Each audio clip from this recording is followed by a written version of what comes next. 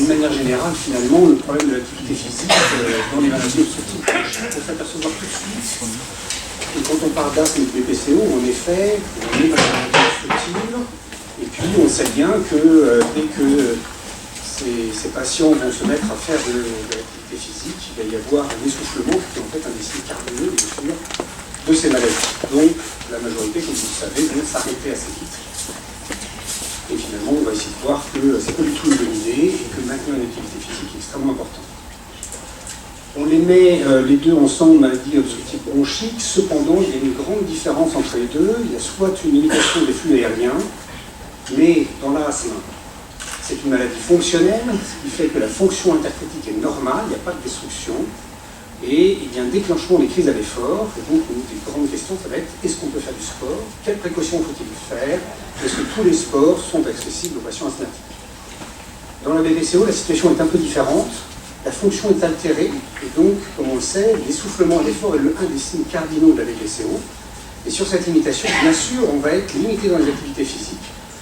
Et donc beaucoup de gens s'arrêtent d'en faire, et pourtant, il faut le faire. Donc quel effort va être possible et avec quel encadrement? C'est ça qu'on va essayer de voir. On va commencer par l'asthme. Vous savez que c'est extrêmement fréquent. 7% de la population générale, on a près de 6 millions d'asthmatiques en France.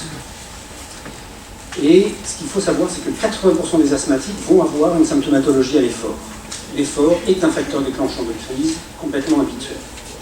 Et à côté de ces facteurs déclenchants, je dirais non spécifiques, il y a une petite particularité qui est l'asthme induit par l'effort, qui est en fait, parfois sans aucun autre signe d'asthme par ailleurs, la survenue de crise, la survenue d'un asthme exclusivement à l'effort et dans des circonstances un peu particulières.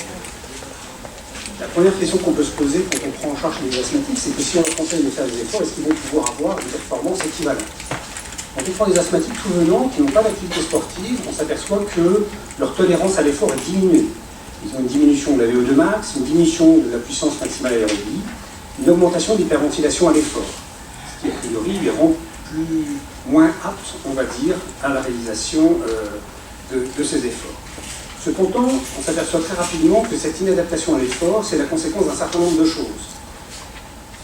Et ils vont être dans une circonstance dans laquelle il y a un cercle vicieux de dégradation de la qualité de vie d'une manière générale, qui va faire qu'ils font des crises d'asthme à l'effort, pourtant ils vont essayer, et très vite ils vont être en échec, ils ne vont pas pouvoir faire comme les autres, et puis il y a toujours ce côté un peu de surprotection, et très rapidement aboutissant à des dispenses sportives, des certificats médicaux de complaisance, qui vont finalement aboutir à des gens qui vont faire de moins en moins.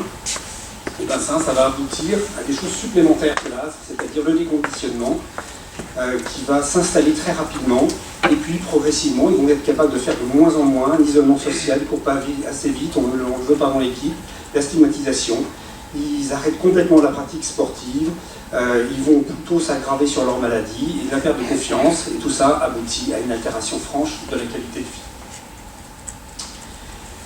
On va voir comment est-ce qu'on peut essayer de corriger ça, mais je vais quand même faire un petit mot et un petit aparté sur cette grosse constriction induite par l'exercice. Si vous voulez, dans l'asthme, il va y avoir en effet des crises qui sont déclenchées lors des efforts. La personne se met à courir, va être essoufflée, il va y avoir une crise qui s'installe, et à côté de ça, il va y avoir vraiment cette bronchoconstriction induite par l'exercice, qui est tout à fait particulière parce qu'elle survient à la fin de l'exercice, dans les 3 minutes qui suivent l'arrêt. Elle s'aggrave dans les 15 à 20 minutes qui suivent, et elle s'améliore spontanément le plus souvent. Et ce qui est surtout très intéressant, et ça va être quelque chose qui va être utile dans les entraînements, et en particulier dans les entraînements de compétition, c'est qu'il y a une espèce de période réfractaire, c'est-à-dire que si on fait un nouvel effort après, eh bien, on a moins de bronchoconstriction. Voilà par exemple la baisse du VEMS en fonction du temps. Après un exercice intense ici, on va voir après le premier exercice une baisse assez forte du VEMS. Par contre, si on recommence un second exercice après, cette baisse sera moins importante. Alors, on a souvent tendance à dire qu'en effet, le sport, ça va être difficile pour les asthmatiques, et pourtant, quand on regarde la réalité du terrain, eh bien, on va voir qu'elle est fort différente. Il y avait eu, lors des Jeux Olympiques d'Atlanta en 1996, de grandes études épidémiologiques médicales qui ont permis d'analyser ça de manière un peu plus précise. Dans cette version en particulier dans l'équipe américaine, l'athlétisme, enfin dans l'équipe américaine, de tous les athlètes qui y étaient, on avait 16% des athlètes qui étaient asthmatiques contre 7% de la population générale. On voit tout de suite réclamer, ils disent oui, bien sûr, c'était pour pouvoir prendre des corticoïdes, sans le dire à personne, ils prenaient des médicaments, ils se dopaient un petit peu. Je vous rappelle juste que, par exemple, la prise de corticoïdes oraux est de toute façon une exclusion à la compétition, qu'on soit sportif, qu'on soit asthmatique, qu'on soit quoi que ce soit, c'est une exclusion, donc de toute façon, ils ne pouvaient pas utiliser ça pour pouvoir avoir d'autres choses. Et vous voyez qu'en Finlande, en 1998, 23% des athlètes de l'équipe olympique d'hiver étaient asthmatiques contre seulement 4% de la population générale. Et quand on analyse de manière un peu plus précise ce qui se passe en fonction des sports, on s'aperçoit que en fonction des sports réalisés, tous les sportifs ne sont pas exposés au même risque de développer une maladie d'asthmatique ou d'être asthmatique quand ils font ce sport. On s'aperçoit par exemple que des sports, on va dire, qui nécessitent des efforts qui sont courts et violents, il y a peu d'asthmatiques. Par contre, tous les sports qui nécessitent une endurance ou des expositions très particulières, on va voir l'incidence de l'asthme augmenter. En fait, on s'aperçoit en effet que, probablement avec cette bronchoconstriction induite par l'exercice, mais pas seulement, sur tous les phénomènes d'hyperventilation, on a une augmentation de l'incidence de l'asthme chez les sportifs de haut niveau. Des études ont été faites pour montrer que dès qu'on arrivait en compétition nationale ou internationale, l'incidence de l'asthme augmentait par rapport aux compétitions régionales ou départementales. Et on s'aperçoit, quand on regarde plus en détail, que c'est finalement la durée d'entraînement qui est directement en relation avec l'augmentation du risque d'être asthmatique. Par exemple, un entraînement de plus de 20 heures par semaine a 2 fois plus de risque de développer, d'être asthmatique que quelqu'un qui a un entraînement de moins de 10 heures. Là encore, les sports d'endurance, les sports vont donner beaucoup plus de développement de maladies asthmatiques ou d'expression de maladies asthmatiques que les sports dans lesquels la force et la vitesse sont prioritaires. Par exemple, le vélo ou le ski sont nettement plus présents que le sprint ou le saut. Alors, il y avait plein d'hypothèses avec ça. D'une part, la bronchoconstriction induite par l'exercice directement, et ça en particulier en natation, on peut avoir ce genre de choses. On avait cette hypothèse d'augmentation de l'exposition allergénique avec l'augmentation de la ventilation minute. On avait cet exemple de cet athlète Jackie Joyner-Kersee en Amérique, qui était une asthmatique allergique.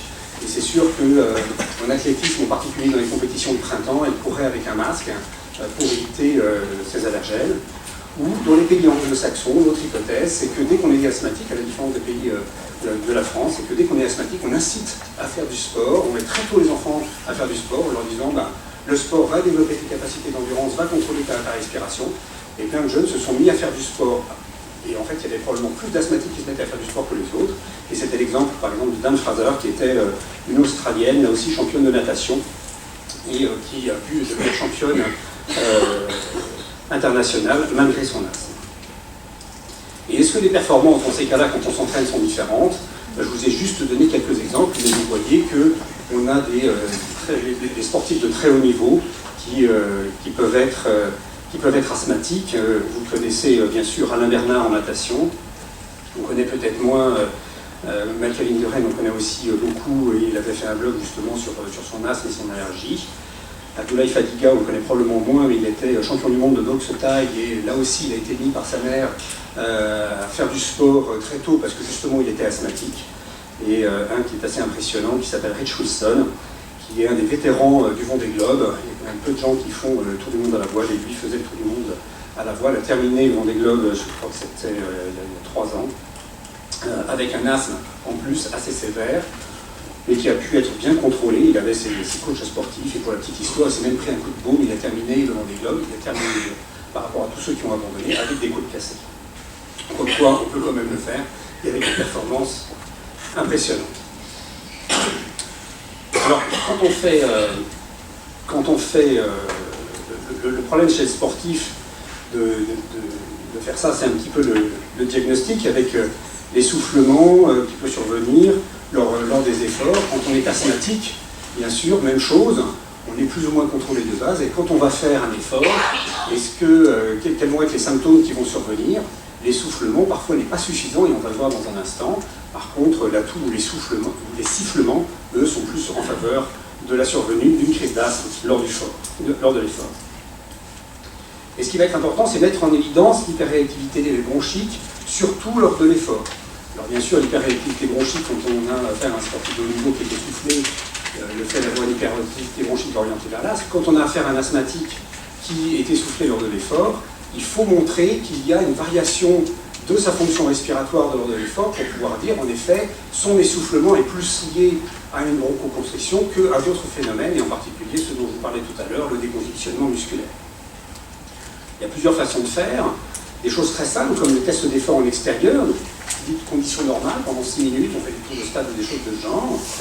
Et sur ces courses libres comme ça, on va faire soit une mesure de VEMS, soit une mesure du débit expiratoire de pointe, avant et après, et une variation de plus de 10% pour le VEMS, de plus de 15% pour le débit expiratoire de pointe, sont en faveur d'une bronchoconstriction lors de l'effort. Là encore, c'est intéressant de voir justement si on est dans la bronchoconstriction qui survient à la fin de l'exercice, les bronchoconstrictions induites par l'exercice, ou s'il est obligé d'arrêter l'effort et l'exercice pendant l'exercice à cause d'une crise d'asthme.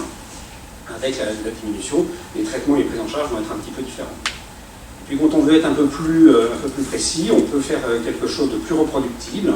Les conditions normales, c'est en fait plus reproductible. On trouve que c'est très sensible et c'est par contre pas très spécifique. On peut s'arrêter aussi pour d'autres raisons.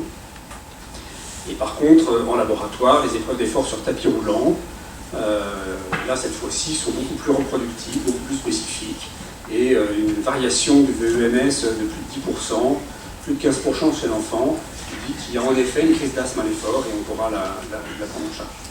Après, il y a des choses qui sont plus compliquées, et seuls quelques laboratoires peuvent le faire, en particulier les tests d'hyperventilation isocapnique à l'air sec. L'air sec et froid est un déclencheur de crise, et quand on hyperventile, bien sûr, on fait l'hypocapnie, ça ne va pas bien. Et ça, c'est un petit peu plus complexe, et avec des laboratoires plus particuliers. On en a parlé de ça. Sur l'essoufflement, c'est une variation de plus de 10% du VEMS qui nous dit c'est la crise d'asthme. Quand ça ne varie pas, et c'est très intéressant, hein, le nombre de personnes qui viennent nous voir en disant bah voilà, je suis asthmatique, j'arrive pas à faire les efforts, faites-moi le certificat. Mais pourquoi est-ce que vous n'arrivez pas à faire les efforts? Je fais les crises. C'est quoi votre crise? Je suis complètement épuisé. Mais vous sifflez? Non. Vous toussez? Non. Mais vraiment, je suis épuisé et puis j'ai du mal à respirer. Et en effet, je veux juste faire ce test, leur donner un Picflow ou un petit spiromètre portable et leur dire demain sur le stade, vous faites la même chose et vous faites la variation. Ils reviennent le lendemain en disant non, ça ne varie pas du tout, mais je suis essoufflé. Alors là, c'est juste du déconditionnement, c'est parce que vous êtes arrêté, vous faites de moins en moins, et là, ça va être très simple de vous remettre au sport dans des conditions tout à fait particulières qu'on verra tout à l'heure. Alors, comment est-ce qu'on traite ça?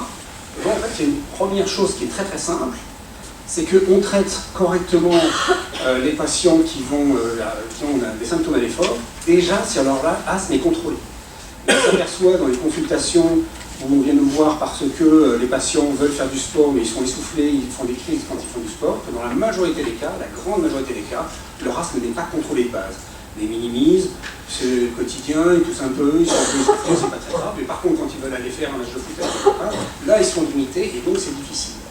Et en fait la première chose, c'est qu'avant de se dire il faut traiter le symptôme de l'asthme à l'effort, il faut déjà traiter l'asthme et que l'asthme soit contrôlé. Donc on a les éléments depuis quelques années, avec en particulier le GINA qui est cette organisation absolument extraordinaire, le Global Initiative for Asthma qui est une réunion mondiale de tous les experts en asthme qui ont édicté des recommandations. Et de fait, quand on a un asthme, on est traité de la même façon partout dans le monde grâce à ça. Et ces recommandations sont claires, il faut les suivre. Et dans ces cas-là, on arrive à contrôler l'asthme. Il est évident qu'un patient qui va avoir un asthme contrôlé de base va pouvoir faire des efforts beaucoup plus facilement.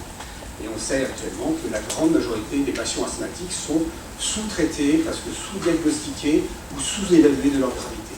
Et le simple fait de réadapter leur traitement pour que de base ils soient bien, dans la majorité des cas, ils peuvent refaire des efforts sans autre traitement supplémentaire.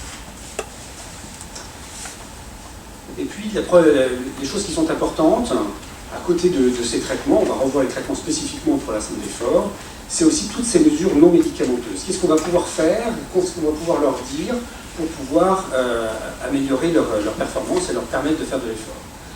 La première chose, ça paraît tout bête, mais c'est l'éviction d'allergènes. Alors j'ai toujours plein de petits exemples, mais j'avais un jeune gars qui faisait du judo et puis il avait essayé de s'y mettre, on l'avait conseillé en disant voilà, tu verras c'est bien, et puis il avait de plus en plus mal sur son asthme. Il ne comprenait pas, sa mère bien sûr nous disait mais non c'est pas possible, il faut l'arrêter, faites-moi le certificat plutôt que de dire plutôt que de donner des traitements. Et finalement quand on l'interroge, il avait trouvé une petite salle avec un petit gars très sympa, sauf que c'était dans une cave complètement empoussiérée, jamais nettoyée, et lui c'était un asthme allergique aux acariens. On a juste changé de club pour un club aéré, et il a fait du judo sans aucun problème. Donc c'est des petites choses comme ça.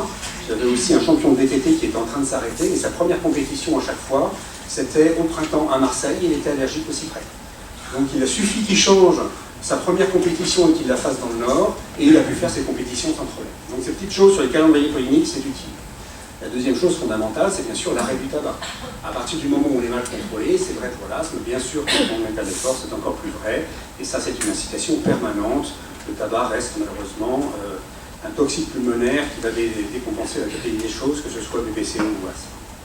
La troisième chose qui est très importante, c'est que finalement, un asthmatique, à cause de cette bronchoconstriction induite par l'exercice, doit avoir un entraînement plus progressif que les autres.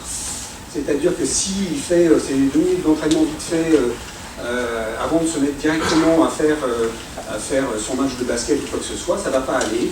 Il faut qu'il arrive 5-10 minutes avant, qu'il ait un entraînement en charge progressive pour pouvoir aboutir à l'activité sportive nécessaire, mais il y a un temps d'entraînement plus tôt. Donc je leur conseille toujours, c'est au minimum 15 minutes, ils commencent avant les autres, ils se préparent avant les autres, ils doivent être plus à l'heure que les autres. Ceux qui ont le déclenchement avec l'air sec et froid, en particulier dans les sports d'hiver, dans le ski de fond, dans les choses de ce genre, des choses toutes simples comme un masque filtrant qui va pouvoir réchauffer et humidifier l'atmosphère respirée, va permettre de diminuer ces symptômes. Et puis, dans tous les sports, comme je vous l'ai dit, pour les sports de haut niveau, c'est aussi vrai pour le sport dans le choix pour les enfants asthmatiques ou les jeunes asthmatiques, c'est quel sport, il y a un certain nombre de sports qui sont plus allergéniques plus asthmogènes du moins que les autres. Et en fait, plus un sport nécessite de l'endurance et se fait dans des conditions un peu particulières, que ce soit le froid ou que ce soit l'exposition par exemple au chlore dans la piscine, plus le risque d'aggraver un asthme va être important. Alors que plus on va être dans des efforts brefs et intenses, plus on va pouvoir pratiquer l'activité sportive.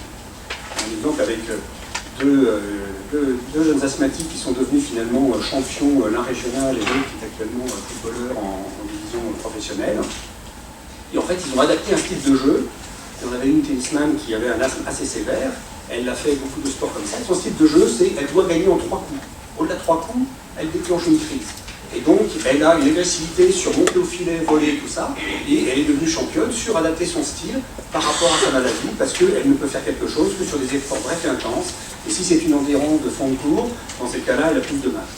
Et l'autre, le footballeur, c'est exactement la même chose, c'est-à-dire qu'il est un petit peu en retrait, et dès qu'il voit une opportunité, il fonce, il attrape la balle, il marque un but, et c'est tout de suite du tout ou rien, il a un effort intense de 2-3 minutes, et après il peut se reposer à nouveau, de conclusion est plutôt très très sombre. Il y a quand même des médicaments qui peuvent aider, et tout bêtement, c'est beaucoup d'asthmatiques, finalement, quand ils sont essoufflés, vont prendre leur traitement, c'est ce qu'on leur a appris depuis longtemps, et finalement, une chose toute simple, c'est plutôt que de le prendre une fois que la crise est là, on va le prendre avant la crise, en prévention. Quand on sait qu'un effort va déclencher une crise d'asthme, eh bien on prend le médicament en prévention de la crise, et la crise d'asthme ne va pas se déclencher, ou va se déclencher de manière plus faible, moins intense, et va permettre la continuité de l'activité physique. Alors ce sont les bronchodilatateurs qui peuvent être de courte durée d'action ou de longue durée d'action, et de manière extrêmement simple, on va plutôt choisir des courtes durées d'action pour des sports brefs, des longues durées d'action pour des sports plus longs. Et comme je vous le disais, il faut absolument pouvoir contrôler les autres éléments. Donc de ce fait, le conseil à l'asthmatique, c'est vraiment de pratiquer un sport, parce que s'il ne le pratique pas, c'est vraiment cette spirale infernale de déconditionnement qui va faire que chaque fois qu'il va faire un effort, il va être plus essoufflé, et à chaque fois ça va être non, c'est parce que je suis asthmatique. Non, non, non, l'asthmatique, il a une fonction respiratoire normale entre les crises, il n'y a aucune raison qu'il soit essoufflé, et on peut faire tout et n'importe quoi. Presque tout et n'importe quoi. Donc il faut absolument un sport d'entretien. La deuxième chose, c'est que comme on l'a vu dans les pays anglo-saxons où les enfants sont mis très tôt au sport, en faisant du sport, on peut accéder là aussi aux compétitions internationales, on peut avoir des performances tout à fait adaptées. Et la raison pour laquelle les performances des asthmatiques dans les études sont moins bonnes que les sujets normaux, c'est parce que c'est des asthmatiques tout venant qui n'en faisaient pas et qui avaient déjà des conditionnements à l'effort. Pour pouvoir le faire de manière correcte, il faut contrôler les éléments extérieurs, en particulier le tabac, les allergènes et les toxiques. Il faut avoir bien sûr un traitement adéquat de l'asthme. Ce seul traitement adéquat et l'adaptation du traitement de l'asthme comme il faut selon la recommandation suffit dans la grande majorité des cas à permettre une activité sportive sans autre mesure. Il faut avoir un entraînement progressif et le traitement préventif avant l'effort plutôt que d'attendre la crise pour le traiter.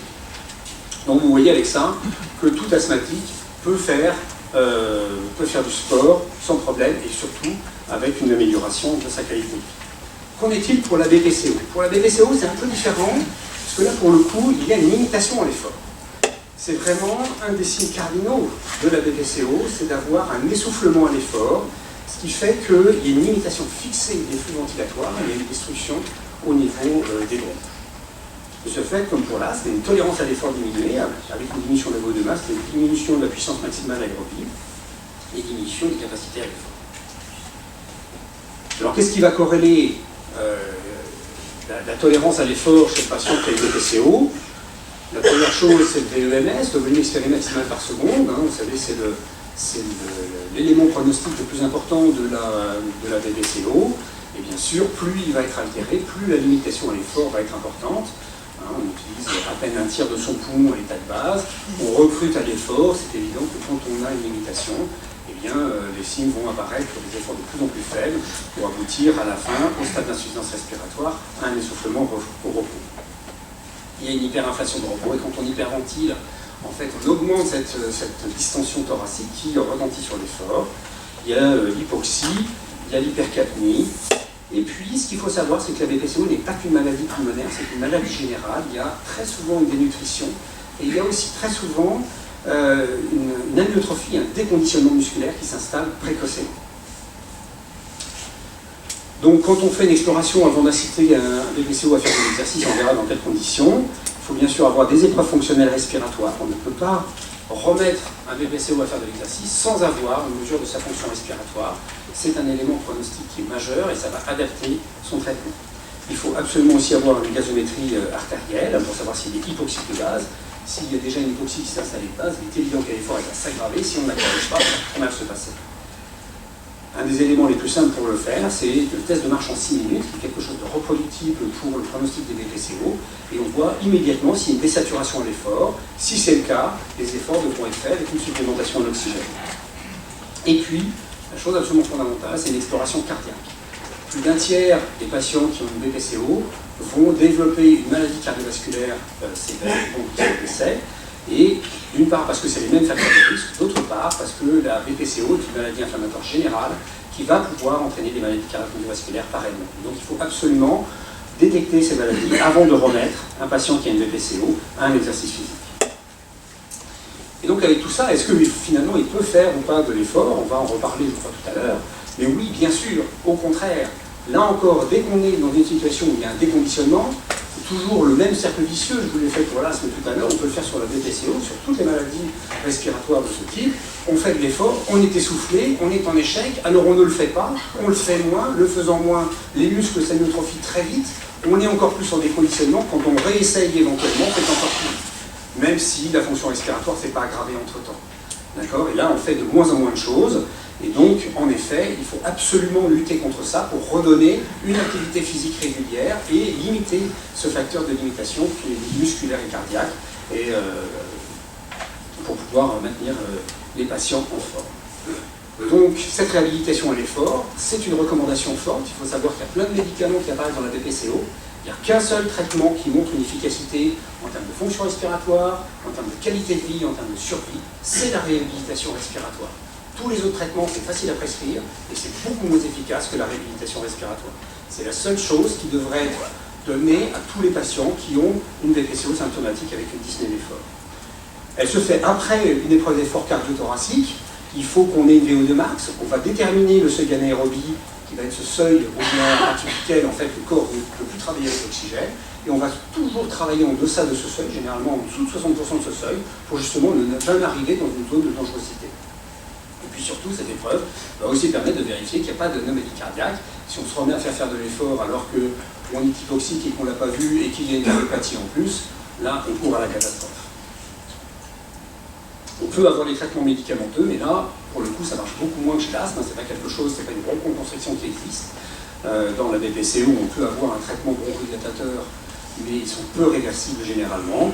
Généralement, on leur donne un petit peu de bronchodilatateur, mais en fait, quand ils sont essoufflés à l'effort, ils s'arrêtent, ils récupèrent, ils disent bah oui, je me suis arrêté pour faire la ventoline, j'ai récupéré en 5 minutes. Non, ils n'auraient pas fait la ventoline, on s'arrête, on récupère aussi de la même manière. Ça ne marche pas tout à fait de la même manière. Donc voilà pour la BPCO. Là encore, la réhabilitation respiratoire, c'est la chose qui est la plus importante. Et le maintien d'une activité physique, c'est quelque chose qui va maintenir le patient en bonne forme plus longtemps. On va aussi avoir tout à l'heure un petit exemple autour de la mucoviscidose. Et donc, je voulais vous mettre quand même deux petites choses là-dessus. En fait, pour la mucoviscidose, on va être un peu dans la même problématique que pour la BPCO, c'est-à-dire dans une situation où il y a un trouble de ventilateur obstructif qui est fixé, donc une limitation qui est intrinsèquement liée à cette destruction, c'est-à-dire qu'on est essoufflé à l'effort. La différence, c'est qu'on a des enfants, des jeunes adultes, avec une importance du maintien musculaire dans les projets thérapeutiques. Cette importance du maintien musculaire est d'autant plus importante que le syndrome inflammatoire lié aux infections répétées risque d'altérer encore plus la perte musculaire. Donc cet exercice physique, il est fondamental pour le maintien du corps, et puis pour chez les jeunes gens, il est fondamental pour le maintien de l'insertion sociale. Alors est-ce qu'il y a des choses en fait, non seulement on s'aperçoit que c'est bon pour le moral, mais c'est bon pour le physique, parce que dans cette étude, par exemple, qui a été publiée il n'y a pas très longtemps, en 2013, ils ont pris des groupes sur lesquels ils les proposaient de manière beaucoup plus incitative, on leur payait les salles de gym et des trucs comme ça, en musculation, en endurance, et ceux à qui on disait juste mais qu'on ne faisait pas obligatoirement. Et ce que l'on voit, c'est que non seulement ça améliorait leur qualité de vie, mais en plus ça améliorait leur fonction respiratoire, une dégradation qui était bien moins importante. Et puis, des petites choses rigolotes quand même pour les jeunes, quand on sait que le sport, ça peut être pas très rigolo et que c'est pas toujours rigolo d'aller courir, eh bien, il y a une étude qui a été faite où on donnait la Kinect Xbox, j'ai pas d'action là-dessus, mais il n'y a pas de manette, il n'y a rien du tout, on bouge devant, et avec des exercices incitatifs, on retrouvait exactement la même chose. D'une part, une augmentation de l'adhérence au programme, et d'autre part, l'amélioration de la qualité de vie, des performances à l'effort et de la fonction respiratoire. Donc il y a plein de choses qui peuvent être faites pour pouvoir inciter à des exercices physiques. En conclusion, ce que je voulais vous dire, c'est que, bien sûr, les maladies obstructives respiratoires altèrent les performances à l'effort, mais par contre, l'incitation à la pratique d'exercices physiques, la réhabilitation, améliore les performances et la qualité de vie. Et là, pour le coup, en plus, dans la mucoviscidose, il y a un ralentissement, une amélioration du VES. Je vous remercie.